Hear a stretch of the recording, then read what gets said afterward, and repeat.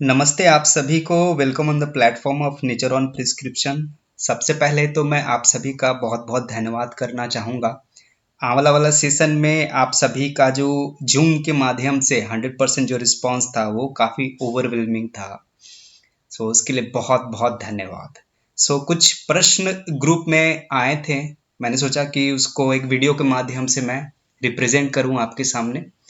तो वो सवाल मैं आज लेने जा रहा हूं। जो पहला सवाल है वो बैंगलोर से विश्रुता जी ने पूछा है कि Mysore region we prepare amla in the form of chutney, raita, rasam, dal, even rice also. So is it as healthy as we eat in the raw form? तो रसम के टर्म्स में कोई दिक्कत नहीं है, चटनी के टर्म्स में भी कोई दिक्कत नहीं, लेकिन अगर रायता आप बना रहे हैं वो भी डेयरी बेस्ड मिल्क में, तो एक विरुद्ध आहार में यह काउंट हो जाता है, तो जो कि आपके स्किन डिजीज या गट इम्बैलेंस क्रिएट कर सकते हैं। सो avoid this combination of raita and Amla. दूसरा जो सवाल उसी से जुड़ा हुआ, मैंने एक और भी सॉल्यूशन ये दिया है कि आप इंस्टेड ऑफ आप डेयरी मिल्क के बजाय आप अगर कोकोनट मिल्क जो कि अ, उसे आप आसानी से घर में बना सकते हैं, तो आप उसे यूज़ कीजिए, क्योंकि ये ज़्यादा बेनिफिशियल है। और आंवला के साथ इसके एक दोस्ती चलती है, इन द सेंस कि वो पित्त को शांत करता है। दोनों एक दूसरे को कॉम्प्लीमेंट करते हैं पित्त को शांत करने में। लेकिन अगर आप इसके जगह कोई और एनिमल से आया हुआ कोई भी मिल्क, जैसे बुफेलो का या काऊ का आप यूज़ करते हैं, तो वो रिएक्टिव होगा, आपके गट इम्बैलेंस प्लस स्किन डिजीज होने का एक संभावना है, वो टॉक्सिक जनरेट कर देता है। आप हमेशा प्लांट बेस्ड मिल्क के साथ ही इसको कंबाइन कीजिए। ओके। अगर दाल के रिस्पेक्ट में देखेंगे तो दाल के रिस्पेक्ट में आप आंवला और दाल दोनों एक साथ नहीं कुक करें। कहने का तात्पर्य कि दाल आप सेपरेटली बना लीजिए और आंवला का आप अलग से, या तो उसको पीसेस में कट करके स्मैश कर दीजिए, या फिर उसके रस को दाल बनने के बाद उसमें आप ऐड कर सकते हैं। तो इस तरह से आप ये कॉम्बिनेशन में खा सकते हैं, क्योंकि ये दोनों अगर हीट करते हैं दोनों को एक साथ डालकर, तो ऐसे में होता क्या है कि जो विटामिन सी है वो डैमेज हो जाता है आंवला का, क्योंकि बहुत हाईली सेंसिटिव होता है ये हीट के। तो मेरा सजेशन रहेगा कि आप उस तरह से ना करके आप सेपरेटली उन दोनों को प्रिपेयर करके लास्ट में जाकर आप मिक्स कर दिए। मिक्स करने के बाद आपको बॉयल नहीं करना, उसको नॉर्मल आप जैसे खाते हैं वैसे आप खाइए। दूसरा जो सवाल आया है वो सोनम जी की तरफ से आया है बैंगलोर से। तो इनका सवाल था कि थ्रू आउट द ईयर आंवला मिलता है, सो हर सीजन में क्या इसे खा सकते हैं? कैन वी ईट आंवला इन ऑल द सीजन? ये सवाल नीता जी के माध्यम से भी ऑनलाइन पूछा गया था। तो इसके दो रेफरेंसेस मैंने इसमें डाला है, एक चरक संहिता का और एक अष्टांग हृदय का। तो इसमें यही कहा गया कि थ्रू आउट द ईयर हम लोग खा सकते हैं आंवला। तो इसमें कहीं कोई किंतु परंतु वाली बात नहीं अब रही कि इसको खाना है या नहीं खाना है थ्रू आउट द ईयर, एक कंफ्यूजन नहीं रखना। हाँ, कौन सा सीजन बेस्ट है, कौन सा सीजन आप प्रिजर्व करके किस सीजन में किस रूप में ले सकते हैं, वो मायने रखता है। इसलिए मैंने इसका एक चार्ट बना दिया ताकि आपको इजी टू अंडरस्टैंड हो जाए। अगर विंटर सीजन कहेंगे तो विंटर सीजन में आंवला इस समय आता है और एक रॉ फॉर्म में बेस्ट है, मतलब उसको आप जूस के रूप में लीजिए, सबसे ज़्यादा यूटिलाइज कीजिए उस समय, क्योंकि ये सीजन अभी ग्रोथ हो रहा है और आपका पूर्ण रूप से जो कहते हैं पका हुआ फल, वो सबसे ज़्यादा आपको न्यूट्रिशन देता है। आप उसको अभी विंटर सीजन में जूस के रूप में ज़्यादा से ज़्यादा आप यूज़ कीजिए। हाँ, यही सीजन में आप एक्स्ट्रा आंवला लेके कैसे उसको स्टोर कर सकते हैं उसके बारे में वीडियो आगे फ्यूचर में मैं दूंगा। लेकिन सीजन बाय सीजन मैंने यहाँ लिख रखा है कि स्प्रिंग जो वसंत का सीजन में कफ का एक्यूमुलेशन ज़्यादा होता है, तो आप इसको मॉडरेट फॉर्म में आप कंज्यूम करेंगे जूस के रूप में। समर सीजन में आपका पित्त मतलब हीट बढ़ जाता है बॉडी का, तो इस केस में आप आंवला को ड्राई पीसेस में, मतलब छोटे छोटे टुकड़े में आप mix with oil, coconut oil के साथ, मतलब आप कंज्यूम कर सकते हैं। आप वही रेनी सीजन के टर्म्स में कहेंगे तो उसमें अग्नि काफ़ी वीक पड़ जाती है, ठंडी पड़ जाती है, तो आप उस समय आप त्रिफला के रूप में या च्यवनप्राश के रूप में आप कंज्यूम कर सकते हैं आंवला को। वहीं आप जो ट्रांजिशन फेज होता है, जैसे जो रेनी सीजन से फिर आपका विंटर सीजन आने का होता है, तो उसमें फिर पित्त जो है थोड़ा थोड़ा बढ़ना शुरू हो जाता है। तो ये एक्सीलेंट टाइम है, इसमें आपको आंवला भी मिलता है, तो फिर आप जूस के रूप में इसको कंज्यूम कीजिए। तो अलग अलग सीजन में किस तरह से लेना है आप मैंने दे दिया, आप इस तरह से करेंगे तो आपको और अच्छे से उसको वो यूटिलाइज करने में बनेगा। क्वेश्चन नंबर 3 ये पूछा गया है योगेंद्र जी के द्वारा। देखिए इनको योगेंद्र जी, आपने अपेंडिक्स के बारे में बात की है, तो अपेंडिक्स देखिए एक सेंसिटिव इशू है, और मैं सजेस्ट करूंगा कि एक डिपेंडेंट मतलब मैं ये नहीं कह सकता हूँ कि आंवला कैंडी जो हनी के साथ आपने जो कहा है कि मतलब इसके साथ खा सकते हैं कि नहीं खा सकते, हालांकि एक डिटॉक्स का मैंने एक फॉर्मूला दे दिया है, लेकिन ये डिटॉक्स बस एक माइल्ड टॉक्सिक को ही रिमूव करेगा। जहां तक अपेंडिक्स की बात है तो उसके लिए आप प्रॉपर अगर पर्सनल कंसल्टेशन के रूप में काम करेंगे तो वो ज़्यादा अच्छा रहेगा। ये पूर्ण रूप से ठीक हो सकता है, आपको सर्जरी कराने की आवश्यकता नहीं पड़ेगी, इतना जरूर है आपका अपेंडिक्स ठीक हो सकता है। तो अगर डिटॉक्स की बात करेंगे तो आंवला का जो फ्रेश जूस है प्लस उसके साथ गिलोय को आप बॉईल करके प्लस जीरा वाटर ओवरनाइट 1 स्पून आप सोक करके, ये तीनों आप मिक्स करके आप इसको कंज्यूम कर सकते हैं। तो आप इस तरह से लीजिए इसको, आपको ये बेनिफिट करेगा। लेकिन जो मैंने आपको सजेशन दिया उस पर जरूर विचार कीजिएगा। अगला जो सवाल आया है क्वेश्चन नंबर 4 डॉक्टर सारिका जी की तरफ से आया। डॉक्टर सारिका जी ने पूछा कि for greying hair if we eat daily does it stop और स्लो डाउन, क्या हम लोग अगर डेली आंवला खाएं तो जो बाल पकते हैं क्या वो स्लो डाउन हो जाएंगे या ठीक हो सकते हैं, क्या दोबारा पूरा काला हो सकते हैं? जी सारिका जी, ये डेफिनेटली हो सकता है, लेकिन उसकी जो कंसिस्टेंसी है और जो नियम जो बताए गए हैं उस तरह से अगर आप फॉलो करेंगे तो डेफिनेटली एक जादुई चीज है ये। मैंने काफी लोगों का देखा है कि वो बाल काले हो जाते हैं। तो मेरा सजेशन रहेगा आप उस तरह से कंज्यूम कीजिए जो मैंने टेबलर फॉर्म में आपको अभी दे रखा है। रॉ आंवला का जूस 10 से 20 ml मॉर्निंग एम्प्टी स्टोमक लीजिए, और वो आपके पित्त को रिड्यूस करता है, ब्लड को प्यूरिफाई करता है। तो डेफिनेटली जो न्यूट्रिशन मिलने जा रहा है हेयर फॉलिकल्स को स्काल्प में वो काफ़ी अच्छा मिलने जा रहा है। इवन पित्त को जब शांत करता है तो हीट रिड्यूस होने से जो फॉलिकल डैमेज जो होते हैं वो नहीं होगा, और आपके फॉलिकल को कूलिंग इफेक्ट और उसको नरिशमेंट भी मिलेगा। तो ये काम आप ट्वाइस अ वीक आप इसको मसाज कीजिए, डेफिनेटली ये काफ़ी ज़्यादा हेल्पफुल होगा। अगला जो सवाल है ये भी डॉक्टर सारिका की तरफ से है। इन्होंने ये बायो एंजाइम और प्रोबायोटिक्स ये आंवला का हम लोग कैसे इस रूप में यूज कर सकते हैं। तो आंवला प्रोबायोटिक्स का मैंने ये यहाँ पे ये सारा आजकल जो भी मैं वीडियोस देख रहा हूँ ऑनलाइन, काफ़ी सारे ऐसे आते हैं जिसमें ये मिला दो वो मिला दो, सारा कुछ मिला के फिर सॉल्ट भी उसमें ऐड कर देते हैं। तो मैंने दो चीज़ें यहाँ पे डाला है आपको कंसेप्चुअल क्लैरिटी के लिए कि आप सॉल्ट के साथ जब फर्मेंटेशन करते हैं तो क्या होता है और बिना सॉल्ट के साथ जब आप करते हैं तो क्या होता है। तो देखिए बिना सॉल्ट के जब आप करते हैं, अच्छा एक चीज इसमें और है कि एक समर का सीजन हो गया, रेनी सीजन हो गया या विंटर सीजन हो गया, तो विंटर सीजन में हीट बहुत लो होता है जिसके कारण जो फर्मेंटेशन प्रोसेस है वो स्लो होता है।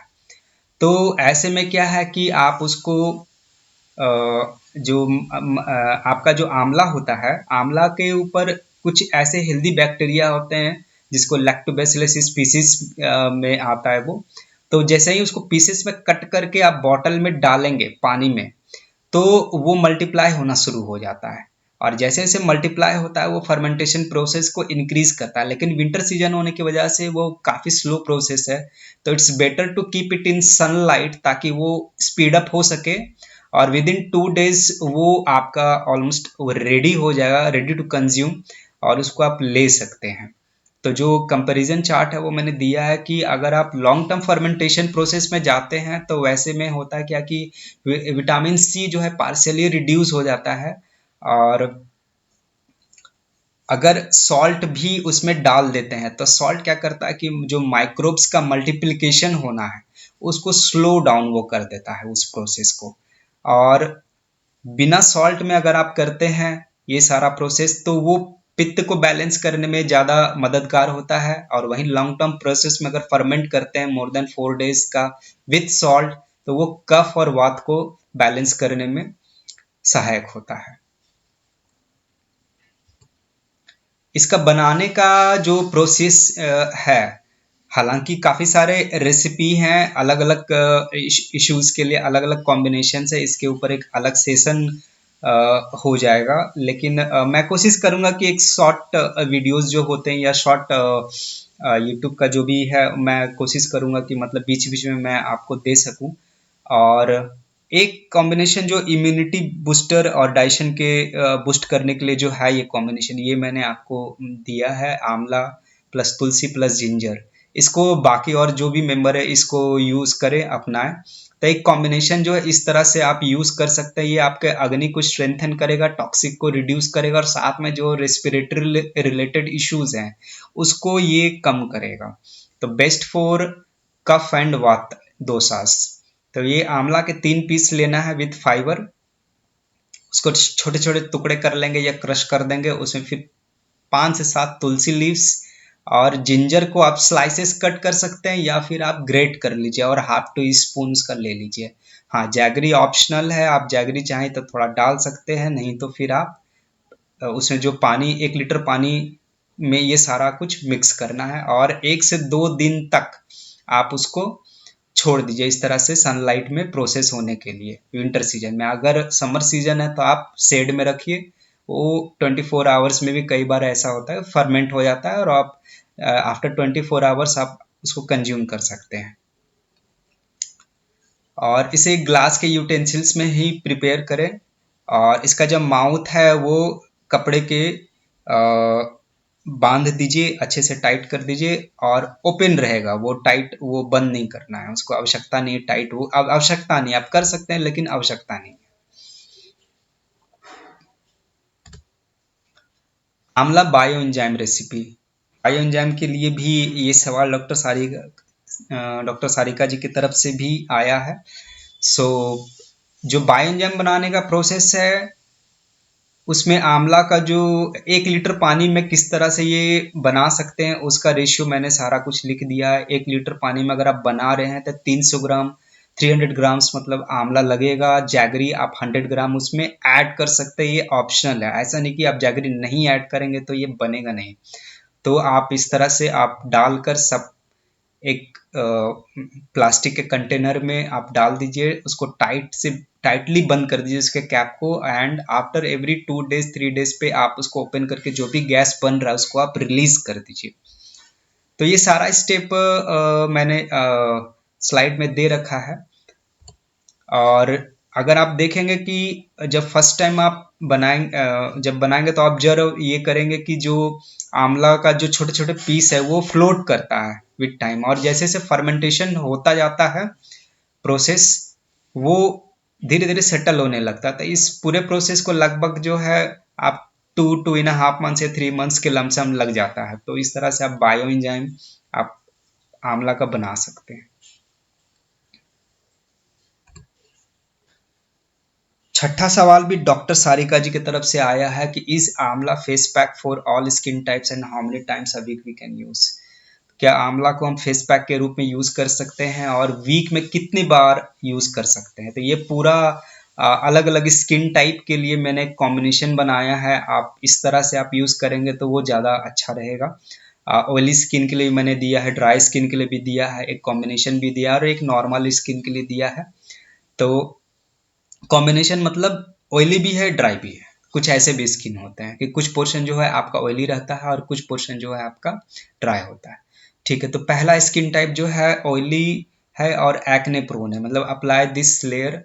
आप 10 से 15 मिनट के लिए आंवला को मिक्स कर सकते हैं मुल्तानी मिट्टी में विथ रोज वाटर, और उसको 10 से 15 मिनट के लिए आप इसके चेहरे पे लगा लीजिए। ये आप 2 से 3 बार आप वीक में लगा सकते हैं। जिनका भी ऑयली स्किन है या एक्ने वगैरह काफ़ी आते हैं तो इस कॉम्बिनेशन को आप यूज़ कीजिए, आपको फ़ायदा करेगा। ड्राई स्किन के लिए आप आंवला को एलोवेरा जेल के साथ मिक्स कर सकते हैं। इसे भी आप 1 से 2 बार हफ्ते में लगा सकते हैं और फेस पे आप वही 5 minute, don't let it full dry, आप 5 मिनट रख के 6 मिनट रख के आप इसको वॉश कर लो। थर्ड जो कॉम्बिनेशन है उसमें आप रोज़ वाटर और few drops of coconut oil या आलमंड ऑयल, आप गुलाब का जो वाटर होता है रोज़ वाटर, उसमें आप आंवला के जो जूस हो गए या पल्प हो गए और साथ में आप कोकोनट ऑयल या आलमंड ऑयल आप मिक्स करके आप लगा सकते हैं, जिनका both the types of skin है, मतलब आपका थोड़ा सा ऑयली भी है और थोड़ा ड्राई भी है उस केस में। और एक नॉर्मल स्किन है, ना तो ड्राई है ना ही ऑयली है, तो ऐसे लोग रोज वाटर और कोकोनट ऑयल आंवला के साथ मिक्स करके आप यूज कर सकते हैं। मतलब कहने का मतलब है कॉम्बिनेशन वाले और नॉर्मल वाले ये दोनों में लगभग लगभग सेम रेसिपी, तो आप उस तरह से आप यूज कर सकते हैं। अगला जो सवाल है, व्हाट आर द विरुद्ध आहार, जो आंवला के साथ कौन कौन से आहार ऐसे हैं जो कि सही नहीं माना जाता है। ये सवाल भी नीता जी की तरफ से पूछा गया था, तो उसमें मैंने जो क्लैरिटी है मैंने कहा था कि मैं देख लूंगा उसके बाद बताऊंगा। तो मैंने यही देखा है कि मतलब milk and dairy and fish and meat, ये दोनों के साथ जो है आंवला का कॉम्बिनेशन सही नहीं माना जाता है। और जो अगर इस तरह के कॉम्बिनेशन में खाते हैं तो ये काफ़ी ज़्यादा नुकसान हो सकता है, मतलब एक तरह से टॉक्सिक आप एक्यूमुलेट करते हैं अपने बॉडी में, जो कि अगर ब्लड का टॉक्सिसिटी बढ़ता है तो फिर वो स्किन के जो इरप्शंस हैं या फिर किसी और तरह का आपको स्किन डिजीज हो सकता है। So my suggestion would be कि आप बिल्कुल भी डेयरी के साथ, मिल्क के साथ या फिश के साथ इसको बिल्कुल ना इंक्लूड करें। अगला जो सवाल है डॉक्टर सारिका जी के तरफ से है, where we can get the herbs like brahmi और जुनछाल एंड ऑल। तो इसके बारे में मैं जवाब बाद में दूंगा। अगर मुझे कोई ऑथेंटिक रिसोर्स मिलता है तो मैं डेफिनेटली ग्रुप में शेयर करूंगा, आप वहां से ऑर्डर कर सकते हैं। अगला जो सवाल है ये शिवली जी की तरफ से आया है कि हाउ वी कैन स्टोर आंवला थ्रू आउट द ईयर। तो इसके लिए काफ़ी सारे हैं मेथड। एक तो आंवला के छोटे छोटे टुकड़े करके आप सन ड्राई करके आप स्टोर कर सकते हैं, और वो लेकिन अच्छे से मॉइस्चर उसका रिलीज आउट हो जाना चाहिए, क्योंकि नहीं तो फंगस डेवलप होने का संभावना रहता है। तो ऐसे में आप बीच बीच में उसके सन में दिखाकर फिर उसको दोबारा डिब्बे में रख सकते हैं। तो आंवला इस तरह से आप स्टोर कर सकते हैं। आप साथ में आप चाहें तो एक आंवला कैंडी भी बनता है उस तरह से, या आंवला मुरब्बा होता है। मुझे आंवला पिक्कल सबसे बेस्ट फॉर्म लगता है। आंवला पिक्कल आप उस तरह से स्टोर कर सकते हैं और थ्रू आउट द ईयर आप कंज्यूम कर सकते हैं। अगला जो सवाल है ये हिमांशु शर्मा जी की तरफ से है कि आंवला जो है उनके पास पेड़ है लेकिन थ्रू आउट द ईयर वो स्टोर नहीं कर पाते हैं। तो जो तरीका मैंने अभी इनके लिए बताया, हालांकि मेरी कोशिश रहेगी कि इसका मैं अगर वीडियो और रेसिपी मैं जितना जल्दी हो सकता मैं शेयर करने की कोशिश करूंगा, ताकि आपका अभी सीजन है तो आप उसको कैसे स्टोर कर सकते हैं आपको एक आइडिया मिल सकेगा। मतलब डेफिनेटली मैं इसके ऊपर मैं एक वीडियो बनाकर आपको भेजूंगा, आप उसको डेफिनेटली फॉलो कीजिए और उसको अप्लाई कीजिए। हालांकि ग्रुप में भी कुछ वीडियोस आने शुरू हो गए हैं और फोटोज भी आ रहे हैं। So thank you so much for taking so much of interest और शेयरिंग। तो ये आपका अपकमिंग सेशन है, कुछ और भी सेशन मैं प्लान कर रहा हूँ। तो आप डेफिनेटली अगर आप इस बने रहिएगा नेचर ऑन प्रिस्क्रिप्शन प्लेटफॉर्म के साथ, और यूट्यूब चैनल आप डेफिनेटली ये सब्सक्राइब कर दीजिएगा, ताकि जो भी इस तरह का सेशन होगा उसका आपको लाइव अपडेट मिलता रहे और आप उस सेशन का लाभ उठा सकें। इन्होंने ग्रुप नहीं ज्वाइन किया है नेचर ऑन प्रिस्क्रिप्शन का, तो आप डेफिनेटली इसको ज्वाइन कर लीजिएगा, क्योंकि जो भी नोटिफिकेशन है उस ग्रुप में तो डेफिनेटली डाला जाएगा, बाकी और ग्रुप में भी डाले जाएंगे, लेकिन वो टेम्पररी है। आप इस ग्रुप को तो डेफिनेटली ज्वाइन कर लीजिएगा। और नेचर ऑन प्रिस्क्रिप्शन का मैंने एक रिक्वेस्ट किया था कि आप सभी अपना फीडबैक देंगे जो आंवला वाला सेशन हुआ था। तो मुझे कुछ फीडबैक मिले, मुझे उन सभी का बहुत बहुत धन्यवाद है। मैं और से भी उम्मीद करता हूँ कि आप सभी भी फीडबैक देंगे। Thank you so much. और ये मैंने एक लिस्ट ऑफ डिजीज यहाँ पे मैंने एक दिया है ताकि आपको आइडिया मिल सके, और जो नेचुरली हील होना चाहते हैं, ट्रीट करना चाहते हैं अपने डिजीज को, काफी सारे ट्रीटमेंट करवा रखे हैं लेकिन वो ठीक नहीं हो पा रहा है, जड़ से बार बार आ जा रहा है या कोई समाधान नहीं दिख रहा है, तो आप पर्सनल कंसल्टेशन मुझसे ले सकते हैं। अभी गॉल ब्लैडर का या फिर इश्यूज काफी सारा चल रहा है, लिवर से जुड़ा हुआ चल रहा है, स्किन, मतलब आप देखेंगे तो सारे डिजीज वो काफी तेजी से बढ़ रहे हैं। तो आप किसी भी इश्यूज के लिए, फीमेल इश्यूज के लिए, फर्टिलिटी इश्यूज के लिए, थायराइड के लिए आप कनेक्ट कर सकते हैं मुझसे। Thank you so much for watching the video and stay happy, stay blessed. आप सभी को बहुत बहुत धन्यवाद। Thank you so much, thank you so much.